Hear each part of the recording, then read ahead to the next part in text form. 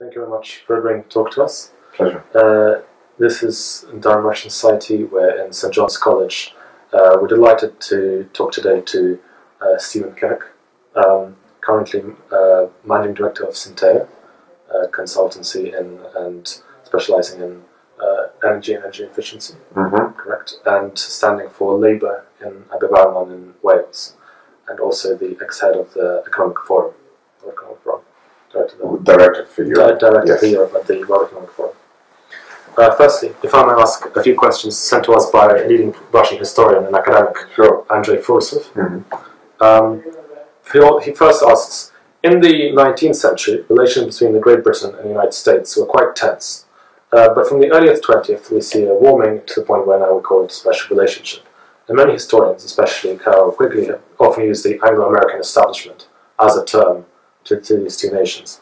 Is this an adequate term to describe the relationship? And if so, what counts for this change in relations over the years? Well, I think it is quite accurate for certainly for a certain period of time. If you look through from the First World War up until the end of the Cold War, I would say that in that period you could say that there was something you might call a Pax Americana was established with the emergence of a very strong relationship in particular between Washington and London.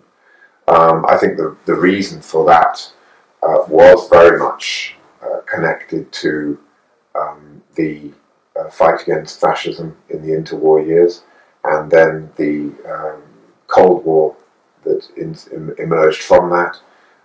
The UK and the United States clearly felt aligned on a number of deep-seated issues around values, democracy, freedom of choice across a range of areas, the market, liberalism, if you like. And so that drove a broader rapprochement between the UK and the US, which was defined by many as the special relationship. The Anglo-American establishment is another way of putting it, and I think that is an accurate description of the, founded around NATO and really being driven through the idea that the United Kingdom was the US's best friend in Europe, and if you like, was a political and diplomatic gateway to Europe. Huge amount of intelligence sharing, of course, if you look at the way in which GCHQ connects with the Pentagon, and that's just one aspect of what is a very close and well-founded relationship. However, I would say that since the end of the Cold War, we see a shift in that relationship. I think that the end of the Cold War made the United States think in a different way around its relationships with the rest of the world. The well-known pivot to Asia, which has been taking place particularly under the Obama regime, Obama administration, and the emergence of a more integrated European Union with a tremendous amount of soft power in terms of the way that it attracted countries of the former Comecon countries into the EU, created definitely a shift in that relationship between the UK and the US. I also think that the way in which the United Kingdom has, in my view, very clumsily handled its relations with the rest of the European Union has actually driven a wedge between the United Kingdom and the United States. The United Kingdom is far more useful to the United States as that gateway into Europe through Brussels, and the more distance that you see opening up between the United Kingdom and the rest of the EU, I think it also leads to a greater distance between the UK and the US. The UK becomes less useful to the United States.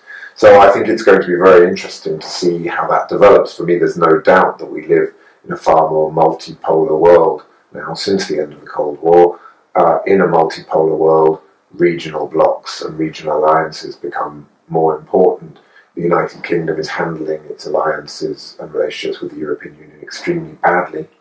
that is being noted in Washington, and therefore Washington, I think, is looking to build connections with other European Union member states, and of course combine that with the pivot to Asia, and of course then the whole range of issues around the emergence of the BRICS, where the US needs to build a stronger relationship. So I think we're seeing certainly the kaleidoscope being shaken, and I think if the United Kingdom is not careful, we could end up looking like a very isolated former great power, if you like.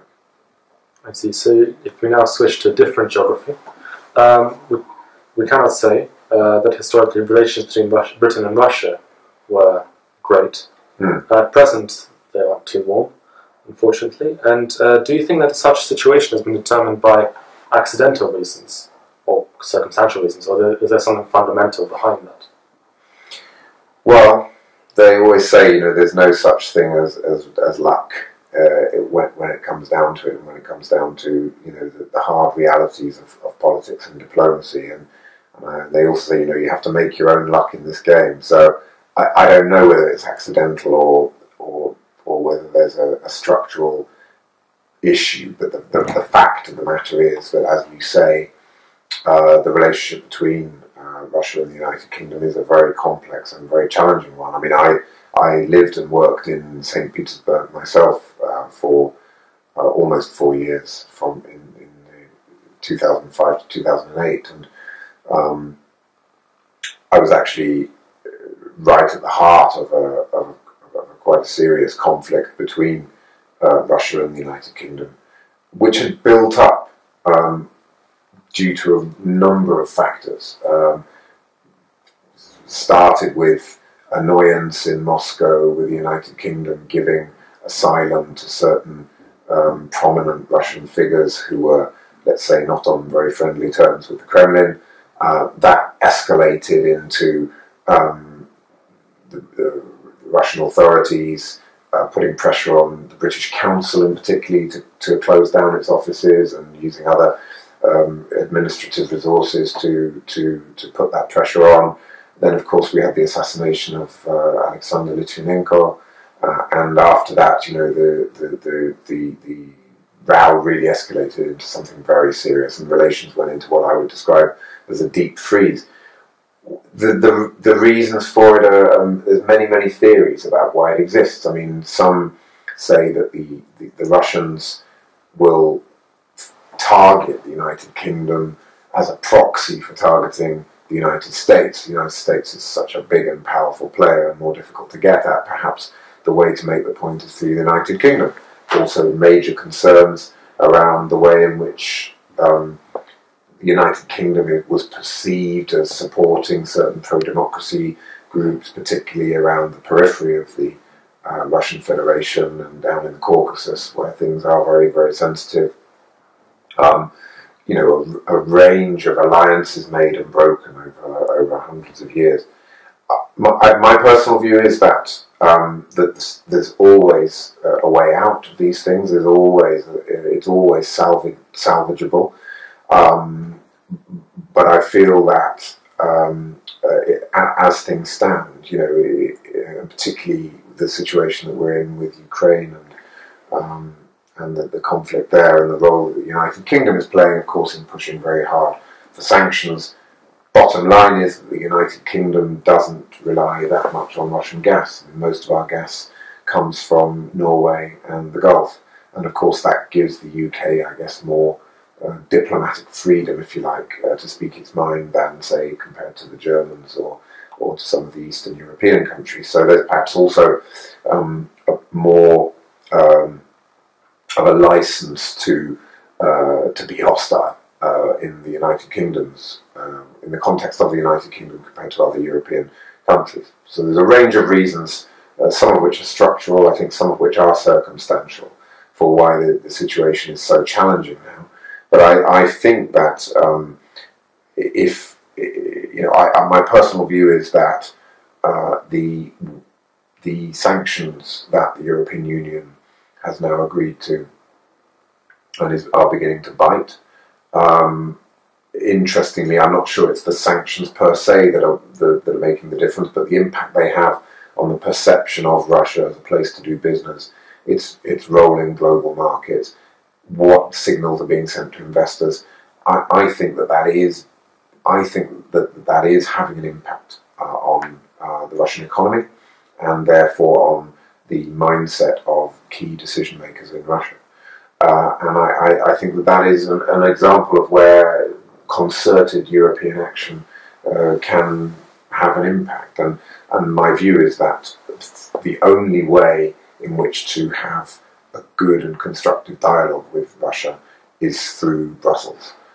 Because once member states are going, all of these historical and deep-seated issues come to the fore, and you also get a sense of sort of divide and rule across the European Union in terms of their relations with Russia.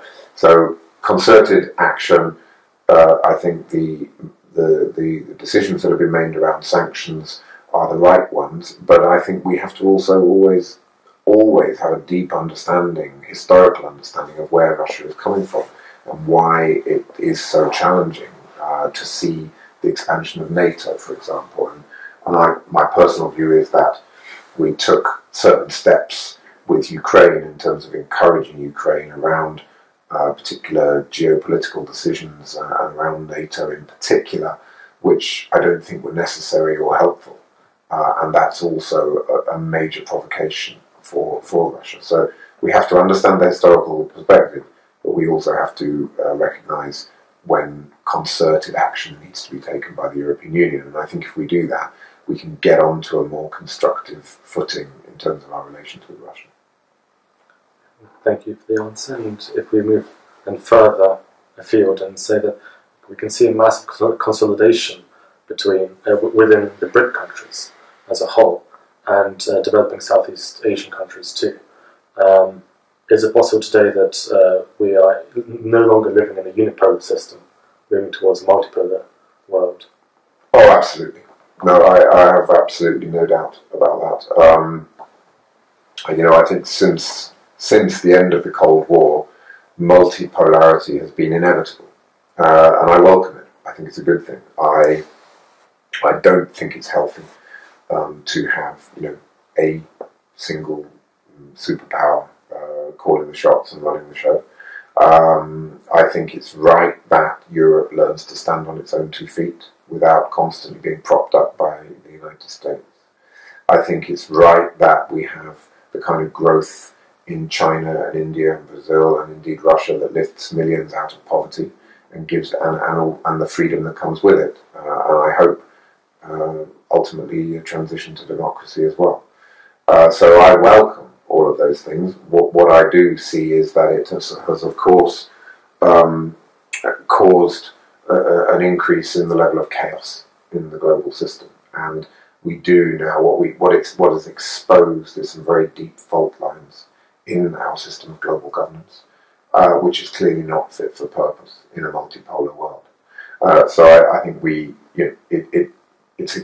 it's created a huge amount of opportunity. Multipolarity has created a huge amount of opportunity, but it's also created a large number of very serious risks, and we need to think very carefully about the institutions and governance system that we have to put in place to cope with those risks and to move forward in a constructive way. Okay, and then further to governance, as you mentioned it. Recently there's been much said about the political effects of competition between multinational companies and those who run them, maybe a global financial elite, as it were. And there are different approaches to the issues. The main two are some observers tend to demonize the owners, the clubs and structures, while others take them to no account at all. And Fulsov brings a Gothic quote into this. Once he said that in between two opposite points of view, you don't have the truth, but the problem. And the problem is, should we seriously take into account the owners of these great companies, the financial backing that they have, and the geopolitical effects they may have, or should they only concentrate on governments? Well, I've always been of the view that companies have far greater responsibility than just to the immediate interests of their shareholders and to the bottom line. I believe firmly that every company that exists has a debt to society. Why do you have a well-educated workforce that you can tap into? Well, because of the education system. The education system, by and large, is delivered through the public sector. Why is it that the roads work that enable you to transport your goods to market? Generally speaking, because of the public sector investment infrastructure, the way that national and local governments make that happen. Why are the street lights on so that your people can get home at night? Thanks to government. So what I think we have had for too many years is the private sector reaping the rewards of an effective public sector, but tending not to step up to the plate as much as they could in terms of their responsibilities, which has led to them, in many cases, wrecking the environment, huge amounts of pollution, corruption, the global economic crisis in terms of the way that bankers were playing the system. I could go on. And so we do need to move into an age now of far better corporate citizenship. And I actually believe that there are a growing number of CEOs and business leaders who get that. They realise that in an age of transparency that we live in, you cannot just shuffle off as many brown envelopes. You have to take account of your carbon footprint and the targets, and you know what a huge risk it would be if the global financial system were to go into a crash again. So responsible behaviour needs to be brought into the system. So I think there's an emergence of what you might like to call responsible capitalism, or a more ethical way of doing business. And I feel that the tectonic plates are shifting in that direction anyway. But we also, as politicians and in government, have to put the right kind of regulations in place to make that happen. And that should be done in a dialogue. So I think probably the answer, I agree with Mr. Foussef's point and his Goethe quote there, that there isn't a black and white binary answer to this. It is in the middle, and it's based on a proper dialogue between government and business, which puts the right regulatory framework in place. But it must be that must be done in good faith, and the good faith, it's up to business leaders to come to the table and say, hands up, we recognise that we've been living high on the hog for too long, and it is now time to step up to the plate and take some of those social responsibilities on, and that means behaving in a more ethical and responsible way. And I think out of that comes some huge opportunities. I mean, look at the green industrial revolution. Because I'm not talking here about business, being a charity. I'm saying actually that you can make good money out of being more ethical and responsible by, for example, the circular economy. Recycling your goods more effectively, being more energy efficient. That actually reduces your costs, thus increases your profits. The green energy revolution, the solar and wind energy, and these can create a lot of jobs, and it's a lot of good business for a lot of companies. So, of course, an element of this is altruism, but a big element of it is also self-interest, and that's absolutely fine. In fact, that's the way we do need to go. So, I think that the 2008 crash, I truly hope, has taught people a lesson, and that we will now start to see a more responsible form of capitalism beginning to emerge. And if I may move to British home issues on behalf of Dr. Fousef, what is your personal opinion on the future prospects of the middle class within Britain? Well, I think that what we are seeing at the present time is a cost of living crisis in the United Kingdom. We have not seen such a period of stagnant wages since the 1870s, in terms of where wages are in relation to inflation, basically paralysed, and have been, well, since before 2010. But this has been greatly exacerbated since 2010, since the Conservative government, Conservative-led coalition government, moved into government in the UK.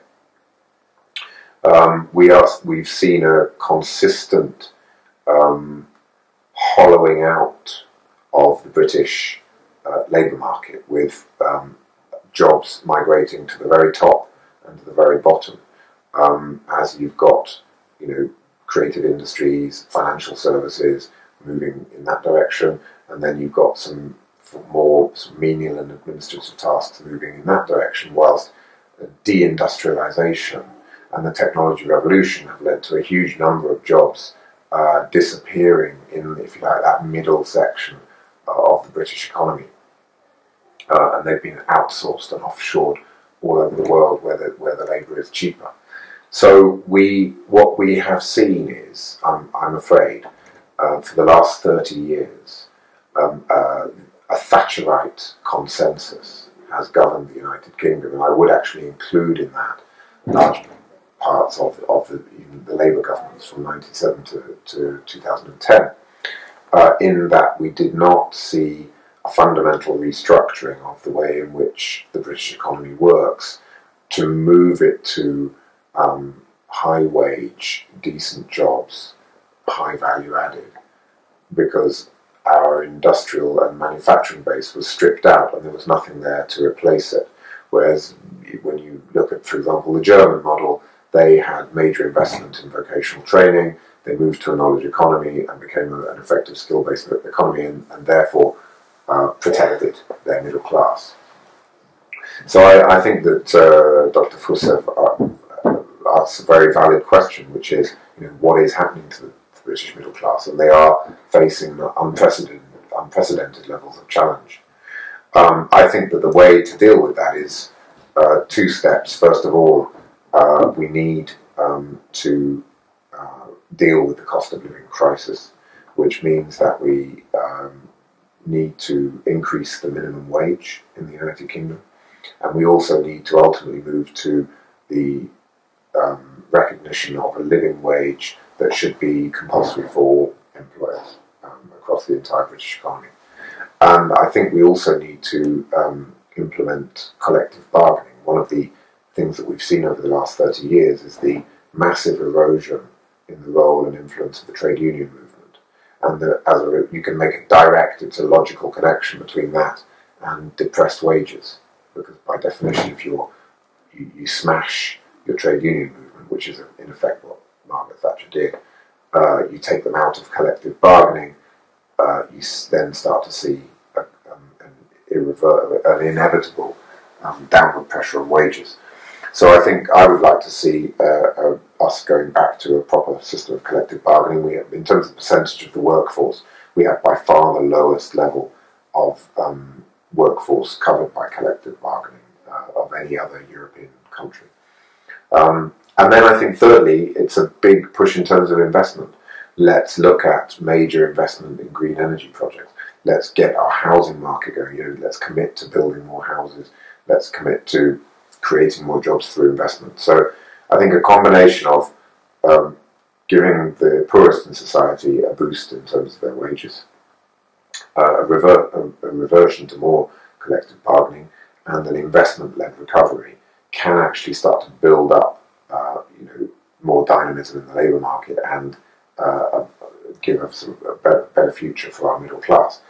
As things stand, I think they've never been so challenged, and we only have to look at the fact that we're going into the election year with a 75-80 billion pound deficit, as against George Osborne promising that by 2015 we'd be balancing the books. Well, clearly we're not, and the reason we're not is because people aren't being paid enough money. Therefore, the tax take into the Treasury is far lower than it was predicted to be, and therefore we still have the deficit. So I think the big lesson of the last 5 years is you cannot cut your way to a recovery, because when you cut in that way, you remove demand, you remove tax take, because your economy is not growing, wages are depressed, and so you end up in a situation where you're not actually delivering economic competence, and you are also putting a huge amount of pressure on people in terms of their daily lives, putting bread on the table, heating the house,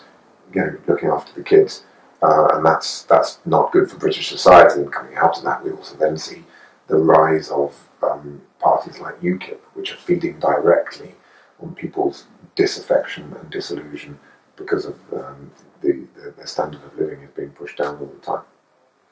I see.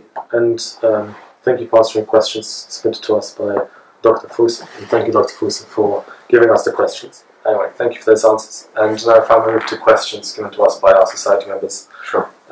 Here at Durham. The current economic climate in Britain is tense and elsewhere as well. Can it be improved by increased state involvement in the economy? And if so, is it infrastructure or defence? What sort of involvement would it be? Well, I think that there are two dimensions of state intervention in the economy. One is structural and the other is cyclical. On the structural side, I said a little bit about that earlier, which is, I think, about boosting the minimum wage and the living wage and making it as widely as possible compulsory for all employers. And I talked about collective bargaining, so getting back to a situation where unions and employers sit down around the table and have a proper conversation about terms and conditions and wages for their workforce, and the workforce feels consulted and therefore becomes more productive. That has a structural impact on the economy. So I think that those are two very important structural changes that we need to see. In terms of the cyclical side, yes, I mean that's really about investment. That's investment capital projects that can boost and stimulate the economy. And there, I think there's a very interesting and compelling menu of options. I'm a supporter of the HS2 project, for example, which will be the high-speed rail link between London and the north. I think that will create a lot of jobs and will also have a positive spin-off. I'd like to see it. I'd like to see something similar running from east to west. Clearly, I have an interest there, which I should declare, which is that if I'm fortunate enough to be elected next year, I will be representing a constituency in South Wales. I'm very worried about if you only look at the backbone of the UK and not the rib cage, we will lose opportunities in terms of economic development. And also, the risk is we'll see once again, as I'm afraid has happened in the past, Wales being somewhat neglected as a region for economic development. So we must invest in road, rail infrastructure. We need to also invest in boosting our airport capacity. Big debate going on at the moment whether it's an extra runway at Heathrow or at Gatwick. I am undecided on that. Still looking at the options and still making my mind up. But I think we need that investment, and it's export oriented. It recognises the fact that we live in a globalised economy. We need to develop those markets, and so you need a proper international transport infrastructure for that. I think we need stronger investment in apprenticeships. The UK is way behind the curve in terms of the role that apprenticeships play and how they are funded. We need a proper, in my opinion, 10-year strategy to make that happen.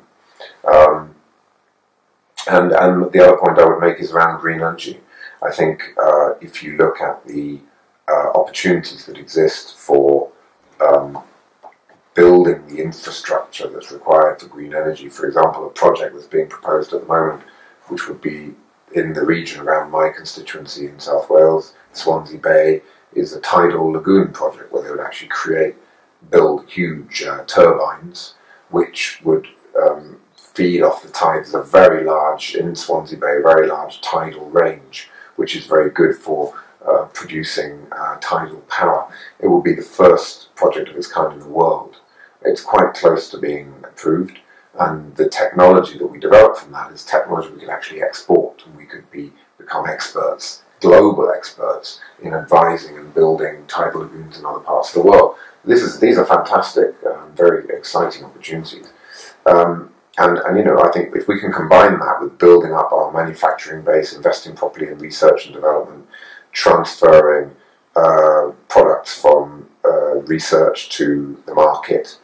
We're very good on the research in the UK, and the fantastic scientists and the brilliance of academic capability.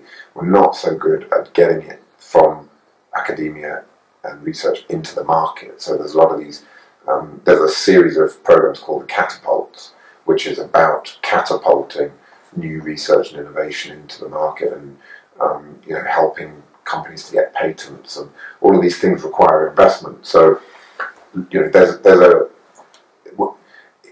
in effect, what the United Kingdom needs is a proper industrial strategy, which will build our manufacturing sector, and will build our R&D and innovative capability, and will build our young people as apprentices, and all of that needs to come together. There's also a lot more we could do around government procurement and making sure that when you have public sector contracts for infrastructure, you're, to the greatest extent possible, you're using British-made resources.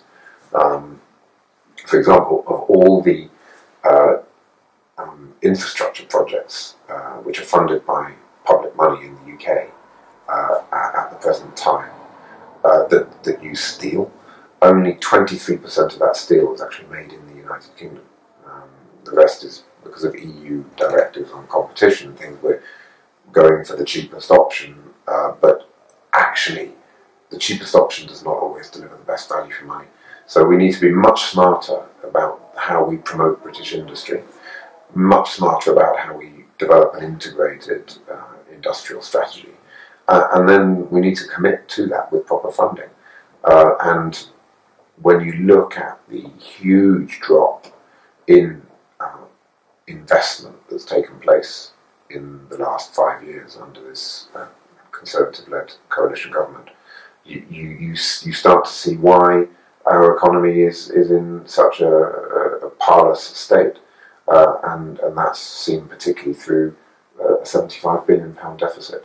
So you know, we need to move to a strategy which is based on investment-led growth, not austerity-led, because I think what we've seen is that also you cannot cut your way to a recovery. Okay, and then if I may move back to the world stage. From your personal point of view, what can you say about the Bretton Woods system? Is it becoming obsolete as a world system? And if so, does the world need something new? What would it look like? This takes me back to my World Economic Forum days, where this question would come up a lot, and lots of people had lots of very good ideas, but you would often run into the politics of it, you know, and once you start to change the structure, get all kinds of different stakeholders saying, well, what about me, and what about me, and what about me? I think I absolutely accept that it's not fit for purpose. I mean, it does not make sense in terms of the way, particularly the IMF and the World Bank is set up, that the emerging economies don't have a greater say. I don't really understand this convention whereby the head of the IMF always has to be a European. Why should that? You know, that seems to me to be very anachronistic.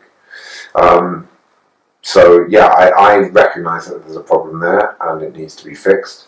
I don't have a ready-made solution for it, and it's been a while since I've sort of looked at those issues. I think that it would, you know, if you look at things like the UN Security Council, the IMF, the World Bank, I think there needs to be a basic principle shift to say that let's ensure that at least the BRICS, and probably South Africa as well, are given a place at the table. And that might be in some kind of rotation through the BRICS in a first instance, leading to a more institutionalized structure later down the line. But it's clear to me, you know, I think there's a very strong case for saying that after Madame Lagarde, the next head of the IMF should be from China. You know, I just think that makes a lot of sense, particularly when you look at the way that the role that China plays in the global financial markets, and so, you know, and on the UN Security Council, we that needs to be opened up and to reflect the realities of a multipolar world. Exactly how you do that, I think I should probably not venture a guess at this stage, because there's far smarter people than me looking at those issues. But I do accept that it needs to change. Okay, and further then, the world is currently united in fighting against Islamic fundamentalism, swinging back to the Middle East, rather to the Middle East. And the West needs allies, like not the way it did not before. If I may ask about Iran. We're seeing continuing resurgent Iran, despite sanctions, pulling more than its weight in the regional stage, definitely, and extending its influence into the Central Asian region. In your opinion, do you think Iran could further expand its influence, and how important is Iran's activity for Britain and Europe? Well, I have a view which is that Iran has been demonized, and to some extent it's contributed to its own demonization, and I fully accept that. But I actually also think when you look at Iran, you in many ways you see a pole of stability in an extremely unstable region. You see a country that the West will have to do business with, and should be able to do business with. And I think the new regime there, after Mr. Ahmadinejad moved on, has become a far more promising partner. So I'm of the view that if we can sit down and establish a constructive dialogue with Iran, if we can find a way to ensure that Iran is allowed the freedom to pursue its civil nuclear program,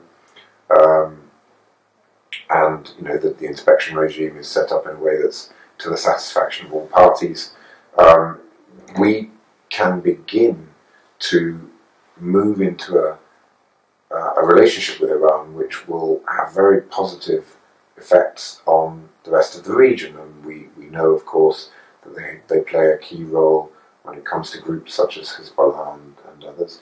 And that is the only way, through constructive diplomacy with Iran, that we will start to have a foothold of influence, I think, in that region. I would say that overall, after the catastrophe of the Iraq War, it's clear that Iran emerged as the big winner from that. They are strategically the preeminent force in that region now, and we have to accept that, and we have to accept that in many ways we contributed to making that happen. It's now up to us to be constructive and engaged in helping to clear up the mess that we, in many ways, we made. And when I say we, I mean predominantly the United States and the United Kingdom. And this leads on to my further question. If the relations normalize and become constructive, as you say, do you see Iran as a potential ally to further fundamentalist or other destabilizing threats within the Middle East? Yes, I do. I think that it's in nobody's interest to see the chaos and destruction that we see now in the Middle East, and the rise of this appalling group that ISIL is just, it's medieval in the way in which it behaves, and nobody wants to see that. I certainly don't think that the regime in Tehran wants to see that. So I think that we need to see Iran as an opportunity, and we need to engage with Iran in that way, in a very constructive way. I think that it's good to do it through an EU channel, because again, there's just so much history with so many, in terms of bilateral relations with Iran and other member states of the European Union, and of course with Washington. So I'm hoping that the appointment of Mrs. Mogherini as the new European Union High Representative will be an opportunity to really move some of those critical dialogues forward. I hope that she will get full support from Moscow and the rest of the European Union and Washington to help to make that happen. That I think is the way to move forward. And I also would add that we must never forget the importance of the Israel-Palestine issue in all of this. My personal view is that Israel has overplayed its hand, and the the sustained attack on Gaza over the summer has caused a shift in the centre of gravity in the way in which the European Union in particular perceives Israel now. You've seen that Sweden has recognised Israel and has now got full has recognised Palestine and has now got full diplomatic relations with Palestine. There's been a vote in the House of Commons here in the UK which was overwhelmingly in favour of recognising the Palestinian state. Unfortunately, it wasn't binding on the government. European Union has agreed to impose sanctions on Israeli companies that are operating out of the settlement. The Foreign and Commonwealth Office has given business advice saying to British businesses, you should not do business with Israeli companies that are operating out of the settlement. So this is all happening since the summer. So I think that we're seeing a shift in the way in which the European Union, at least, is engaging with Israel, and that I think is having a positive spin-off into our relations with Iran. And I still am of the view that if we can somehow untie the Gordian knot of Israel-Palestine, it will unlock a huge amount of the other issues, and it will also be a big boost to moderate Islam. It will demonstrate that the West is actually on the side of people who are being oppressed and occupied, and is not sort of doing it the usual two-faced thing of saying one thing and doing another. It's actually following up on its commitments, and that would be a big boost, I think, to moderate Islam throughout the region. And if we stay in the same region, to ask you about oil, the recent oil prices changed and their fall. What would you say accounts for that? And following on to that is, to what extent, as OPEC, as an international organization, becoming obsolete as a price-setting entity, maybe it has alternatives. What do you see as its future?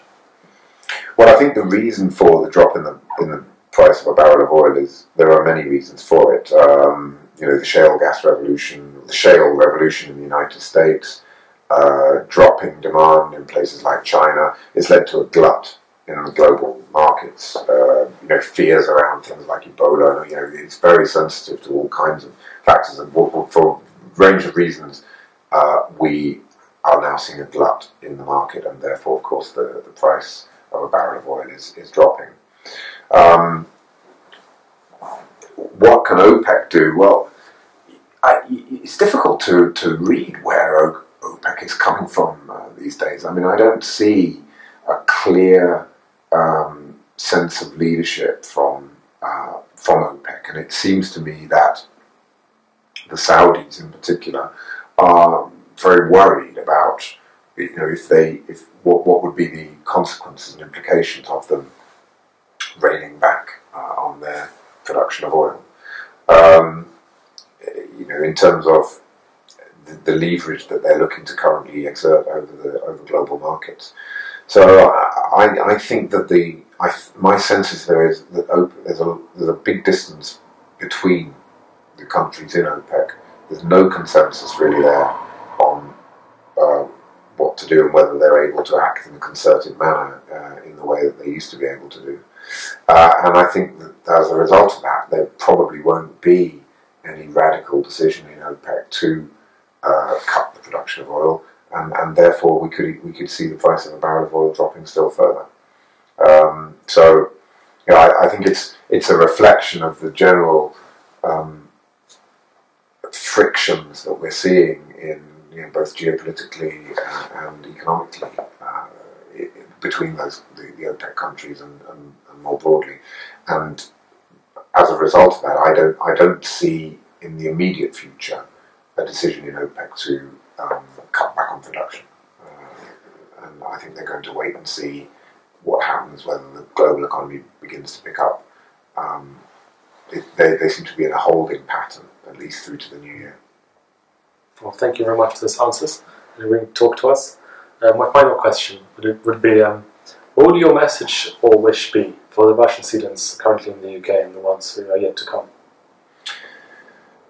My message would be that there's nothing more inspiring for me than Russia. I lived and worked there for 4 years, and almost 4 years, and I must say I never met so many inspiring young people, and often very courageous young people, and young people with a huge appetite for learning. And we had it at the British Council office in St. Petersburg. We had a library there, and we ran some English language classes until, unfortunately, the Russian government forced us to close those down. And I worked with an amazing team of Russian colleagues. There's an office of about 25 of us, of which 24 were Russian, many of whom were young, under 30, under 35, and I will cherish those memories forever, because I see a country that has got huge potential, but for a whole range of reasons that potential is not being realised.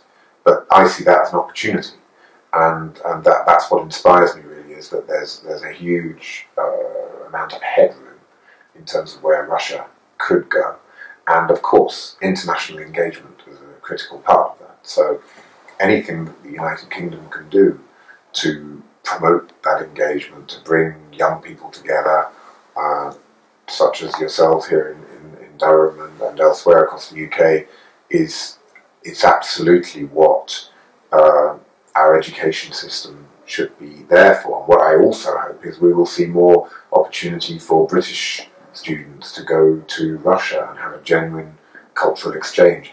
Understanding of Russian history and culture is unacceptably low in the UK, and I would love to see far more effort being made to boost that. And one of the things I hope, every cloud has a silver lining, that perhaps because of the very unfortunate and hostile relationship that we now see between Russia and the West, perhaps a conclusion from that will be that we need more cultural exchange programs, we need more cultural relations through the arts, through education, through language learning, and that it's only in that way that you can begin to build long-term trust, and hopefully the next generation of leaders will not behave in the way that this generation is behaving. Indeed. And thank you very much for agreeing for the interview. I wish you best of luck in your campaign. Thank you very much. And